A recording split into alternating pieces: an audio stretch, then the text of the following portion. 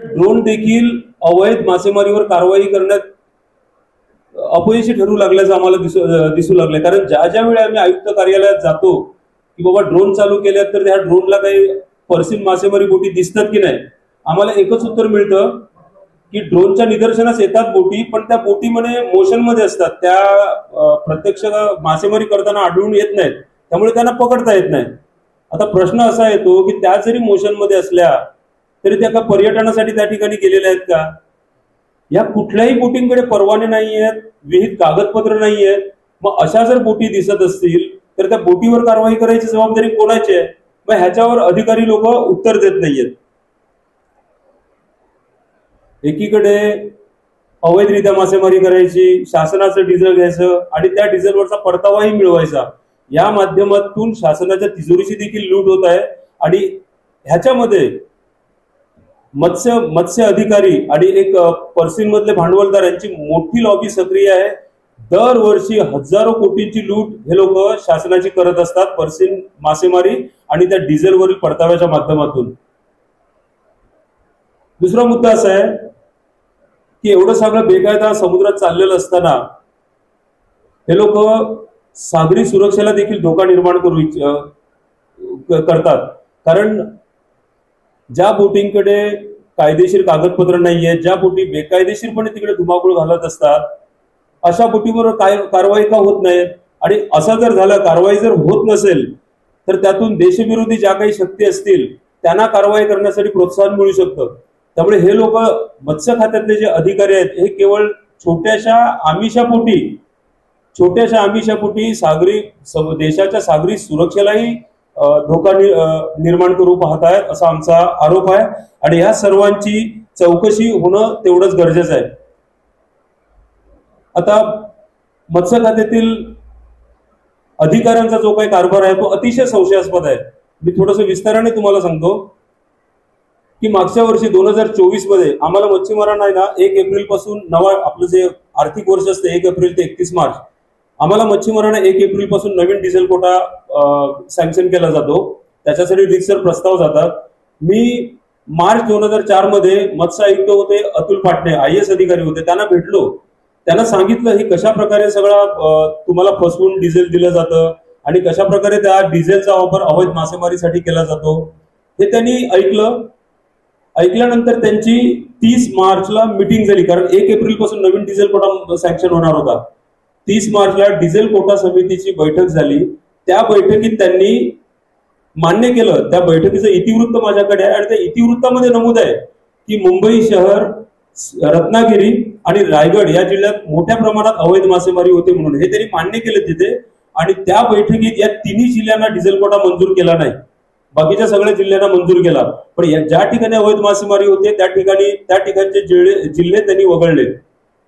ही बाब जेव्हा अवैध मासेमारी करणाऱ्यांना समजली, त्यांनी ताबडतोब दुसऱ्या दिवशी म्हणजे 1 एप्रिलला आयुक्तांची भेट घेतली। 1 एप्रिलला आयुक्तांची भेट घेतल्यानंतर 3 एप्रिलला डिझेल कोटा समितीची तातडीची बैठक झाली आणि त्याच्यामध्ये जे अवैध मासेमारी करणारे जिल्हे आहेत त्यांना डिझेल कोटा सँक्शन केला गेला।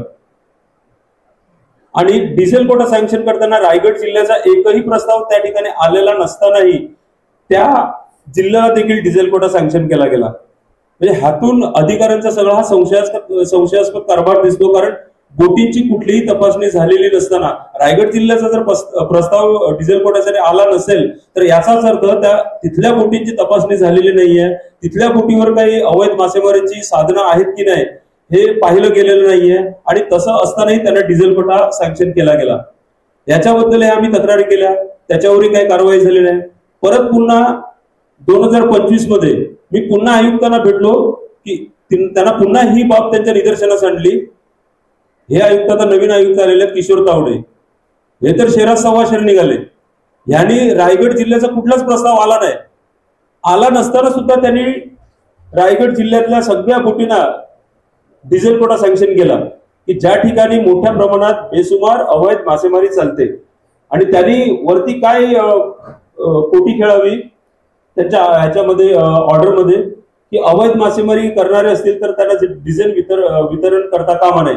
मुळात यांनी अवैध मासेमारीसाठीच डिझेल मंजूर केलेलं आहे आणि हे त्याच्या खालच्या अधिकाऱ्यांना सांगतात की जे अवैध मासेमारी करत असतील त्यांना डिझेल वितरण करू नका. मुळात एक राज्य शासनाचा एक निर्णय आहे की डिझेल कोटा सँक्शन करताना स्थानिक परवाना अधिकाऱ्याकडून त्या प्रस्तावांची छाननी झाली पाहिजे. त्याच्यानंतर जे जिल्ह्यांचे सहाय्यक मत्स्य व्यवसाय आयुक्त असतात त्यांच्याकडून छाननी झाली पाहिजे. त्यानंतर प्रादेशिक कार्यालय जे आहे बँड्राला वांद्रे येथे त्यांच्याकडून छाननी होऊन प्रस्ताव मग ते आयुक्त कार्यालयाकडे आलेले पाहिजेत.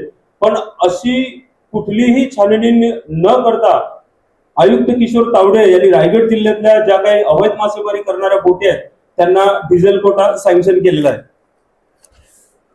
आता अजून एक दुसरा मुद्दा असा आयुक्तांच्या बाबतीत सांगायचा म्हणजे आयुक्त मध्यंतरी मे महिन्यात करंजा बंदरात गेलेले, भेट दिलेली त्याने अशीच.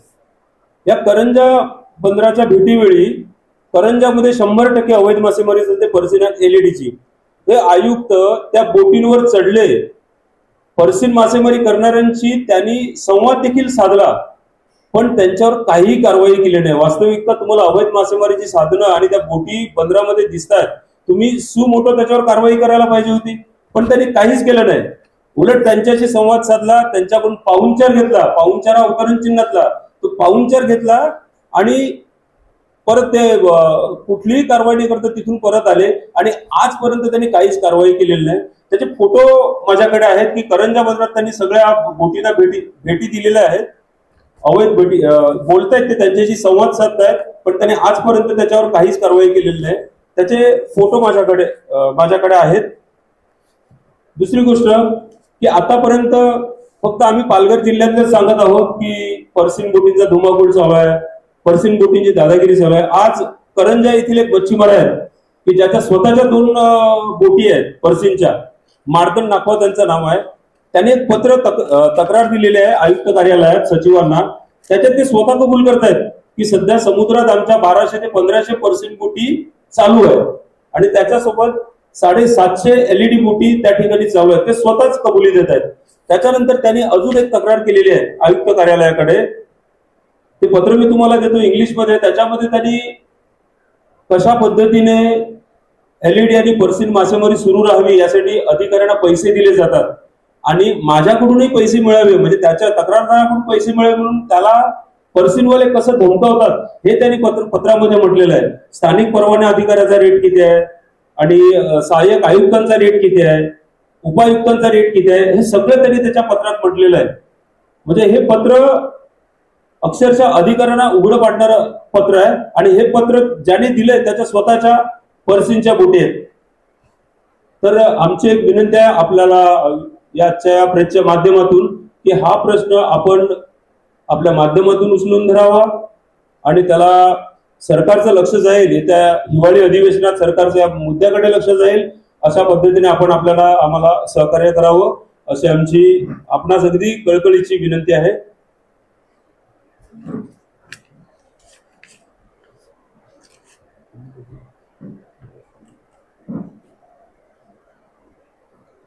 दुसरा मुद्दा असा आहे, मला वाईट वाटतं सांगायला की नितेश राणे आज मत्स्यमंत्री आहेत.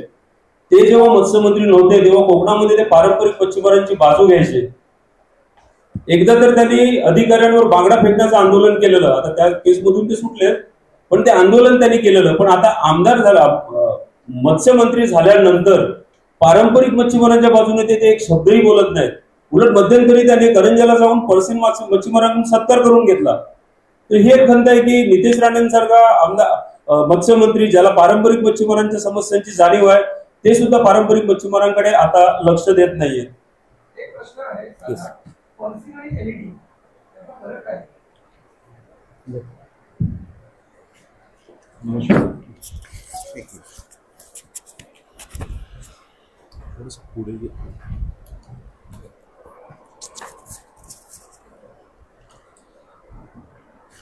आपण जो प्रश्न उपस्थित केलेला आहे तो तंतोतंत परफेक्ट आहे. कारण सामान्य नागरिकांना पर्सिन काय आहे याचं काहीच अवलोकन नाही आहे. तर त्या दृष्टिकोनातून पर्सिन मासेमारी ही पद्धत आहे मासेमारीची आणि या मासेमारीचा उगम जो झाला आहे तो फक्त 2 मासे पकडण्याकरता झाला आहे, तारली आणि बांगडा. आणि तारली आणि बांगडा जो आहे हा मोठ्या प्रमाणात दक्षिण तळ कोकणामध्ये सापडतो, सिंधुदुर्ग, रत्नागिरी आणि काही अंश रायगडपर्यंत. त्याच्यामुळे प्रतिबंध जे पालघर जिल्हा, मुंबई जिल्हा इथे जे लागलेला आहे पर्सनेटला, कारण की इथे मोठ्या प्रमाणात कारली आणि बांगडा सापडत नसल्यामुळे इथे प्रतिबंध आहे. तर ते डॉक्टर सोमवंशी समिती जो अहवाल सादर केलेला आहे त्याच्यामध्ये हे सगळ्या बाबीची नोंद झालेली आहे. आणि मुळात काय की ही पर्सनची जाळी जी आहे त्याचा जो मेश साईज आहे, त्याचा जो साईज आहे प्रत्येक जाळ्यांचा, तर पर्सनची साईजची एवढीची लहान मेश साईज आहे की आपलं बोट सुद्धा त्यातनं बाहेर निघू शकत नाही. त्याच्यामुळे त्या जाळ्यांमध्ये लहान लहान पिल्लं सुद्धा मारले जात आहेत. म्हणून आता जाऊन कुठेतरी शासनाने चंदेरी पापलेटचं हे काढलेलं आहे, GR काढलंय की पापलेटच्या पिल्लांची आपण मासेमारी करू नये. पण त्याचं जो मुळात जे करतायत ते हे लोक करतायत आणि त्या दृष्टिकोनातून हे निर्बंध लागलेले आहेत, प्रतिबंध लागलेले आहेत. LED मासेमारी जी आहे ही फक्त पर्सन बोटींवर होते. त्याचं कारण असं आहे की ही पर्सनची जाळी जी आहे ही 3-3, 4-4 किलोमीटर लांब असते आणि ह्या क्षेत्रात मासे पकडण्याकरता LED चा वापर केला जातो, जे अननॅचरल आपण म्हणू शकतो. त्याचं कारण असं आहे की समुद्रामध्ये रात्रीच्या वेळेस LED जे लाईट आहेत ते मोठ्या प्रमाणात समुद्रात सोडले जातात. मासे जे आहेत ते चंद्राच्या सायकलवर कार्य करतात. जेव्हा पौर्णिमा असते त्यावेळेस मासे वर येतात आणि त्या पद्धतीने सगळं चाललेलं असतं आणि त्याच्यामुळे त्यांचा हेल्थ जो असतो तो चांगला राहतो. परंतु LED मासेमारीमुळे काय होतं की ते दररोज सर्रास LED सोडल्यामुळे मासे त्याप्रमाणे बाहेर येतात चंद्र समजून आणि त्यांना पकडलं जातं. त्यामुळे त्यांची जी हेल्थ सायकल आहे ती बिघडली जाते आणि आपण जे मासे खातोय ते मुळात अनहेल्दी मासे आपण सांगू शकतो. त्याकरता हे प्रतिबंध लागलेले आहेत. फक्त महाराष्ट्रातच नव्हे, पूर्ण देशात आणि संपूर्ण जगात ह्यांना प्रतिबंध लावलेला आहे. तर ह्याचं डेफिनेशन त्या पद्धतीने सरकारने आणि आपण समजू शकतो.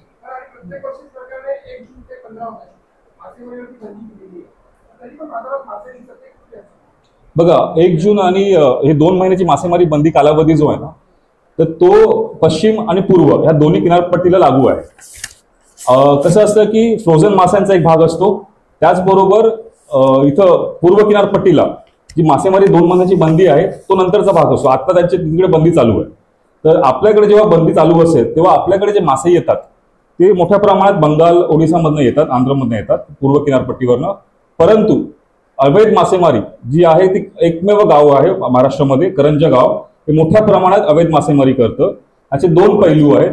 ह्यांना जे पाठबळ मिळते ते सरकारकडनं मिळते, सरकारमधील आमदारांकडनं मिळते. आम्ही लेखी तक्रार महेश बालदी साहेबांच्या विरोधात केली होती की ह्यांच्यामुळे देशाची सागरी सुरक्षा धोक्यात आलेली आहे.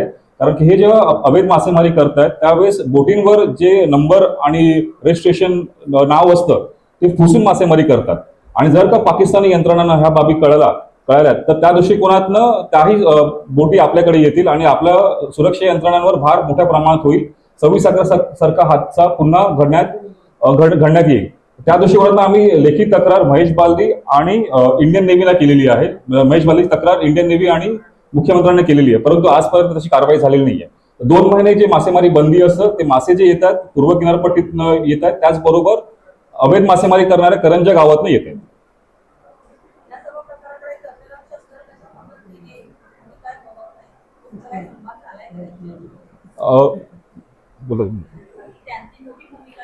बरोबर. ते तटरक्षक दल काय करतं, जास्तीत जास्त त्यांना पकडत आणि मत्स्य खात्याच्या हाती हवाली करतात. मत्स्य खातं काय करतं, पैसे घेऊन कारवाई एकतर कमकुवत करतं किंवा त्यांना सोडून देतं. अगदी खरं सांगायचं म्हणजे आता मत्स्य खात्याचे आयुक्त आहेत किशोर तावडे आणि सहआयुक्त आहेत महेश देवरे आणि मंत्री तावडेंना दर 15 दिवसांनी मी भेटत असतो या प्रश्नासंदर्भात, पण ते त्यांचा प्रतिसादच नाही. तो का प्रतिसाद नाही तो आम्हाला समजून जाऊ शकतो. जो माणूस करंजाला जाऊन त्या अनधिकृत बोटींवर चढतो, त्या बोटी पाहतो, ती मासेमारी कशी केली जाते याची माहिती घेतो, पण तो त्याच्यावर कारवाई करत नाही. म्हणजे आपण बघायचं कुठेतरी पाणी मुरतंय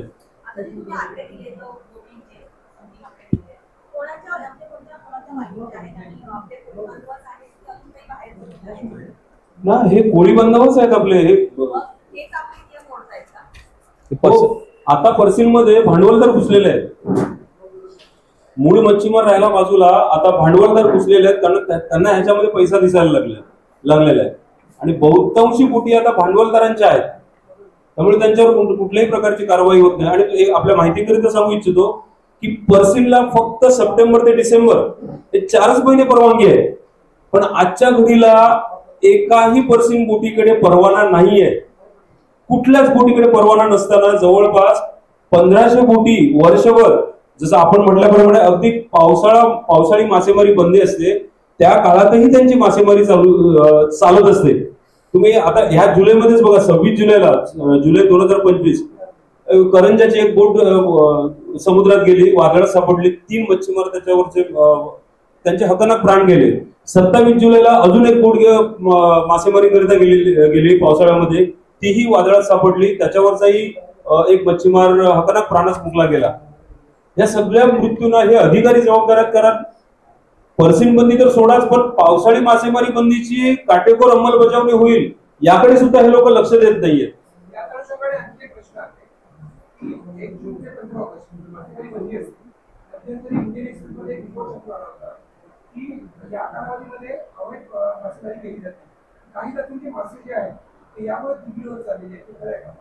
हो नक्कीच, कारण तो काळ माशांच्या प्रजननाचा असतो आणि प्रजननाच्या काळातच आपण त्या मासेमारीवर घाला घालतो.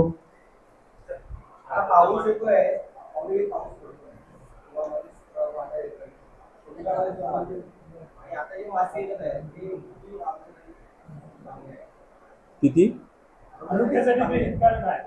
ना मासे आरोग्यासाठी हितकारक आहेतच.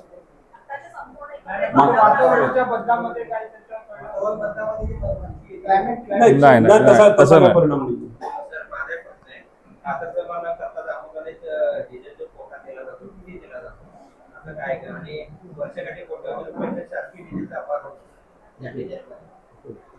सर हे लोक पर्सिन बोटी काय करतात, राज्यात कोणाकडे पर्सिनचा परवाना नाहीये, हे लोक काय करतात, स्थानिक परवाना अधिकारी जो असतो त्याच्याकडे ट्रॉलिंगची कागदपत्र सादर करतात आणि त्यानुसार परवाना मिळवतात. त्यानुसार ट्रॉलिंगचा परवाना असतो, त्याच्यावर ते डिझेल कोटा सँक्शन करून घेतात आणि या डिझेलचा वापर ते अवैध मासेमारीसाठी करतात. हे आम्ही अनेक वेळा निदर्शनास आणून दिलंय, आयुक्तांनाही सांगितलंय, पण यांच्या आर्थिक हितसंबंध असल्यामुळे कोण काहीच कारवाई करत नाही.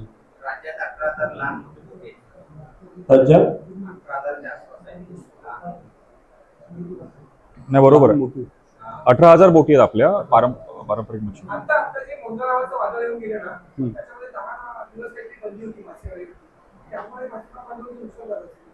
नक्कीच झालं. मला जवळपास एक 8 वादळ येऊन गेली आणि प्रत्येक वेळी मच्छीमारांनी मासेमारी बंद ठेवलेली आहे. मला आपण परफेक्ट मुद्दा उपस्थित केलाय. आत्ताच मुख्यमंत्री साहेबांनी एक घोषणा केली होती मच्छीमारांसाठी जे आता अतिवृष्टी आली आहे त्यामध्ये त्यांनी घोषणा केली, पॅकेज जाहीर केलं, 15,000 प्रति मच्छीमार मॅक्सिमम त्यांनी लिमिट ठेवलेलं आहे. पण जर आपण खोलात ह्याच्यामध्ये आल ना तर ही जी नुकसान भरपाई आहे ही गोड्या पाण्यातल्या मच्छीमारांसाठी दिलेली आहे. म्हणजे तलाव जी शेती करतात त्यांना ही नुकसान भरपाई आहे, सागरी मच्छीमारांना नुकसान भरपाई देण्यात आलेली नाहीये. आता जेव्हा वादळ येतात त्यावेळेस बोटी म्हणजे वादळ येण्याच्या अगोदर जेव्हा बोटी आपण समुद्रात सोडतो त्यावेळेस मच्छीमारांना ऑपरेटिंग कॉस्ट हा लागू होतो. ऑपरेटिंग कॉस्ट त्यांना भरून पडतो, म्हणजे डिझेल, बर्फ, रोज कामगार आणि इतर सगळे रेशनिंगच्या गोष्टी घेऊन त्यांना जावं लागतं. त्यामुळे कमीत कमी 2 लाख रुपये त्यांना खर्च करावा लागतो एका ट्रिप मागे मोठ्या बोटींसाठी, जे 8 ते 12 दिवस समुद्रामध्ये असतात. आणि जेव्हा हे बोटी समुद्रात जातात आणि तेव्हा त्यांना इन्फॉर्मेशन मिळते की आता वादळ आलेलं आहे आणि त्यामुळे त्यांना परत यावं लागतं, तर हा जो ऑपरेटिंग कॉस्ट आहे तो त्यांच्यावर अंगावर येतो. आणि आमची हीच मागणी गेली, आता जे 9 वादळ आलेले आहेत त्याच्यामध्ये हा जो ऑपरेटिंग कॉस्ट आमच्यावर लादलेला आहे त्याची नुकसान भरपाई आपण द्यावी. शासनाकडे समजा भांडवल नसेल, पैसा नसेल, तर मग ते वेगळ्या माध्यमातून करावं. डिझेल जो आम्ही वापरलेला आहे त्या डिझेल आम्हाला माफ करण्यात यावं, त्याची रक्कम माफ करण्यात यावी, इतर गोष्टींना आम्हाला सहकार्य करण्यात यावं. ह्या आमच्या मागण्या आहेत, परंतु आजपर्यंत ह्या मागण्या पूर्ण झालेल्या नाहीत. अनेक पत्रव्यवहार आम्ही केलेले आहेत. आम्ही पुढे जाऊन मदत व पुनर्वसन विभागाला सुद्धा आम्ही प्राचारण केलेलं आहे, त्यांच्याकडनं पत्र पुढे गेलेलं आहे पंचनामा करण्यासाठी, परंतु अद्याप ठोस असं काही आश्वासन किंवा धोरण निर्माण केलेलं नाहीये.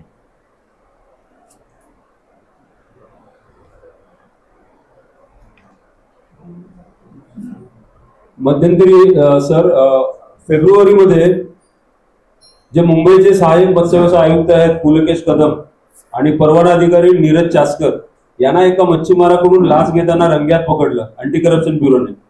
त्यांच्यावर गुन्हा दाखल झाला. त्यानंतर या दोघांच्याही घरावर धाडी घातल्या, तेव्हा एका अधिकाऱ्याच्या घरी 19 लाख रुपयांची रोकड सापडली आणि 2 सोन्याची बिस्किटं सापडली. त्याचा तपास चालू होता. आता या तपासात काय प्रगती झाली म्हणून आम्ही अँटी करप्शनचे जे डीजी आहेत संजीव कुमार सिंगल यांना भेटलो, तर ह्या केसची काय परिस्थिती आहे ते बोलतात अजून आरोपपत्र दाखल व्हायचं आहे. साहेब 9 महिने झाले तरी अजून आरोपपत्र दाखल का होत नाही? त्यांचं म्हणणं काय आहे की प्रिव्हेन्शन ऑफ करप्शन ऍक्ट नुसार जर एखाद्या अधिकाऱ्याच्या विरोधात आरोपपत्र दाखल करायचं असेल तर आम्हाला त्याच्या वरिष्ठांची परमिशन लागते. मग परमिशन म्हटलं तुम्ही का घेत नाही? ते बोलतात की आम्ही कधीच प्रस्ताव सादर केलाय पण आम्हाला मत्स्य खात्याकडून परमिशन मिळत नाही. हे अधिकारी एकमेकाला सांभाळून घेण्याचं काम करतात. आज एवढे दिवस मी महेश देवरेंकडे फेऱ्या मारतोय की ड्रोनने काय केलं, ड्रोनने किती अवैध मासेमारी रोखली, आजपर्यंत आम्हाला माहिती दिली नव्हती. आता मला असं समजलं की 2-3 दिवसापूर्वी काहीतरी त्यांनी आकडे जाहीर केले की आम्ही एवढी कारवाई केली, तेवढी कारवाई केली. आता खरोखरच कारवाई केली का ते बोगस कारवाई ते समजायला मार्ग नाहीये.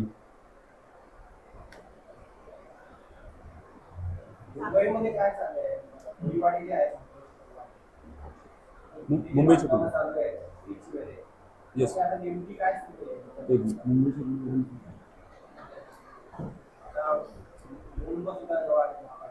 मुंबईचे कोळीवाडे म्हणा किंवा पूर्ण राज्यातले कोळीवाडे जे आहेत, कोळी गावं आहेत, गावठण आहेत, हे आमच्या नावावर नाही आहेत. म्हणजे जमीनचे मालक आम्ही नाही आहोत. गेले 20 वर्षापासून आम्ही आवाज उठवतोय. जसं आदिवासी बांधवांना त्यांचे पट्टे देण्यात आलेले आहेत त्याच धर्तीवर आम्ही भूमिपुत्र आहोत, आद्य नागरिक आहोत. त्या दृष्टिकोनातनं आमच्या सुद्धा जमिनी आम्हाला आमच्या नावावर करण्यात याव्या, त्याकरता शासनाने पावलं उचलण्याचा प्रयत्न केलेला आहे. आणि 3 निकषांच्या आधारांवर आमच्या जमीन आमच्या नावावर होऊ शकतात. तर त्या दृष्टिकोनातनं म्हणजे जमीन महसूलची असली पाहिजे, सीमांकन झालं असलं पाहिजे आणि मग स्थळपाणी होऊन त्याचा अहवाल शासनाकडे जाऊन आम्हाला प्रॉपर्टी कार्ड किंवा सातबारे देण्यात आले पाहिजेत, अशी ते प्रक्रिया आहे. तर मुंबई शहरमध्ये फक्त सीमांकन झालेलं आहे पूर्ण राज्यातनं. बाकी ठिकाणी सीमांकन सुरू आहे, पालघरमध्ये सुरुवात झालेली आहे. आणि जमिनी जे मुंबईमध्ये आहेत ते इतर प्राधिकरणांचे पण आहेत. जसं वरळी कोळीवाड्यामध्ये काही जमिनीचा जो काही भाग आहे तो कोस्ट गार्डच्या नावाचा आहे, BMCचा आहे. त्याचबरोबर शिवडी कोळीवाडा, सायन कोळीवाडा इथे सुद्धा पोर्ट ट्रस्टच्या जमिनी आहेत. फक्त मुंबईमध्ये कफपेट कोळीवाडा जो आहे तो महसूल विभागाच्या अखत्यारीत येतो. त्याच्यामुळे मुंबईचा जो कफपेट कोळीवाडाचा ते 2 निकष पूर्ण केलेले आहेत.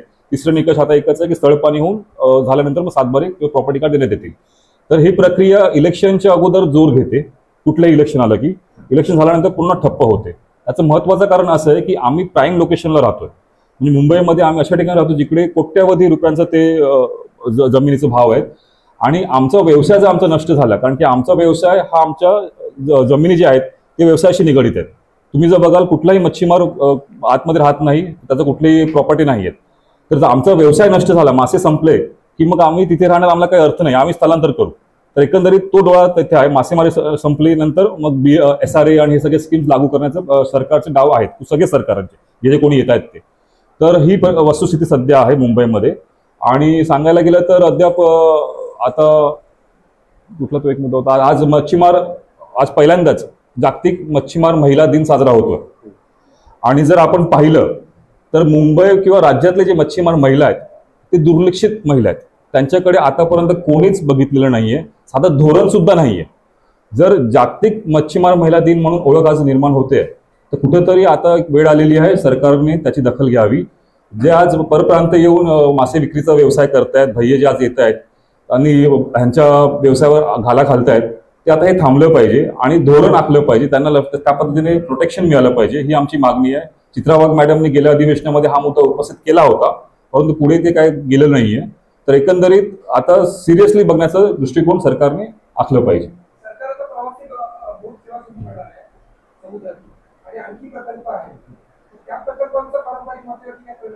2 गोष्टी आहेत त्याच्यामध्ये. प्रवासी सेवा जी आहे त्यात मच्छीमार बांधव इन्व्हॉल्ड नसतो, परंतु जर सरकारने मच्छीमार बांधवांना परिणाम होतो तर हे 2 गोष्टी आहेत. बेसिकली आपण आता प्रश्न जो उपस्थित केला तो प्रवासीचा आणि प्रकल्पांचा. तर प्रवाशांचा जे क्षेत्र आहे तिकडे मासेमारीला प्रतिबंध येणार, त्या क्षेत्रामध्ये मासेमारी करता येणार नाही. जर आपण वाढवण बंदराचं उदाहरण घेतलं तर वाढवण बंदर जेव्हा उभारलं जाईल तेव्हा 17,000 एकर समुद्रात जे असणार आहे ते मासेमारीसाठी प्रतिबंधित राहणार आहे, मुंबई ते वाढवणपर्यंत. म्हणजे मुंबईतले मच्छीमार सुद्धा त्याच्यामध्ये बाधित होणार, तिकडे मासेमारी करता येणार नाहीये. राहिला गोष्ट प्रकल्पांचा, जर कोस्टल रोडचं आपण उदाहरण घेतलं, प्रस्तावित शिवस्मारकाची जागा जी निवडलेली आहे ती मासेमारी क्षेत्राचं एकदमच रिच सोर्स म्हणून आपण ओळखतोय. त्याकरता मच्छीमार बांधवांनी त्या जागेला विरोध केला होता, तिथे उभारणी करू नका ह्याला आपण विरोध केला होता. स्मारकाला विरोध केला नव्हता. तर त्या जागेचा आज परिस्थिती अशी आहे की तिथे जे प्रजनन होतं, तिथे जे शेवाळे सापडतात किंवा सी फॅन म्हणून एक प्रकार आहे, तो आज तिकडनं नाहीसा झालेला आहे. तर सी फॅनवर संशोधन करतायत. राम म्हणून एक प्राध्यापक आहेत, PhD जे करतायत, केरळचे आहेत, ते इथे आले होते. त्यांनी 2 वर्ष तिथे संशोधन केलं आणि त्यांना या वर्षी त्या ठिकाणी सी फॅन नाहीसे दिसले. त्याचं कारण असं आहे, म्हणजे आम्ही जेव्हा चर्चेला बसलो तर कोस्टल रोडच्या उभारणीमुळे समुद्रातले करंट्स ह्यात बदल झालेला आहे आणि ते करंट्स बदल झाल्यामुळे तिथे जे राहणीमान आहे माशांचं ते नष्ट होऊ लागलेलं आहे. तर ह्या सगळ्या बाबी प्रकल्पांमुळे होत आहेत. तर आमचे जे मासेमारी क्षेत्र आहे, जे समुद्र किनारी जे क्षेत्र असतं, जिकडे प्रजनन मोठ्या प्रमाणात होतं, ते हळूहळू आता नष्ट व्हायला लागलेलं आहे. हे दुष्परिणाम या प्रकल्पांमुळे आणि प्रवासी सेवेमुळे निर्माण होणार आहेत.